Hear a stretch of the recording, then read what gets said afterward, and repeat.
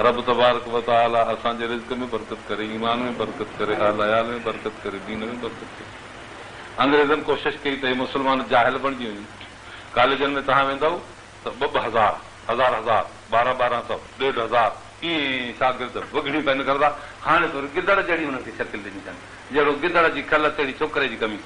ॾिस ॼण गिदड़नि जो वलर थो अचे, पोइ परे खां ईअं नज़र अचे, कुराड़ो सुराड़ो सम्झंदो त गिदड़नि जो वलर आहे, पोइ वेझो अचे चवंदो त छोकिरनि जी नज़र कुझु घटि हूंदी, ईअं सम्झंदो छो त रंग साॻो लटनि जो ओड़ो गिदड़ बणाए छॾींदो हुननि खे। इहा हालत अजब लॻंदो आहे त हेतिरा माण्हू जेके इहे दीन सिखनि हा, जेके क़ुर सिखनि हा, इन्हनि खे एतिरो परे हटाए रुगो बुख हुननि खे ॾेई छॾियऊं। उहा बुख जेका इस्लाम में नालो बि बुख जो कोन्हे। सभु नौकरियुनि जी उमेद, हाणे अलाह ख़ातिर इहे कॉलेजनि में भरियल आहिनि, सभु अलाह ख़ातिर था पढ़नि, रसूल जे दीन जी ख़िदमत कंदा या क़ुर शरीफ़ मुल्कनि में पहुचाईंदा।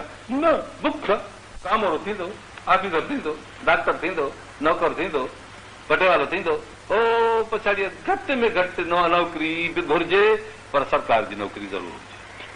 छो त ॾिसनि था त दर इहो ॿियो दर कोन्हे को, अलाह रसूल जो दर हो बंदि था नज़र सम्झनि। अलाह ताला फरमाए थो मुंहिंजी तक़िल अल्लाह मखरजा, जेको अलाह ताला जो ख़ौफ़ कंदो अलाह पंहिंजे पासे खां 6 दरवाज़ो खोलींदुसि। अखि न ॾिसंदी उन दर खे, वात न सिखंदो उन दर खे, कन न ॿुधंदो उन दर खे, नक न सिंघंदो उन दर खे, हथ न लाहे सघो उन दर खे।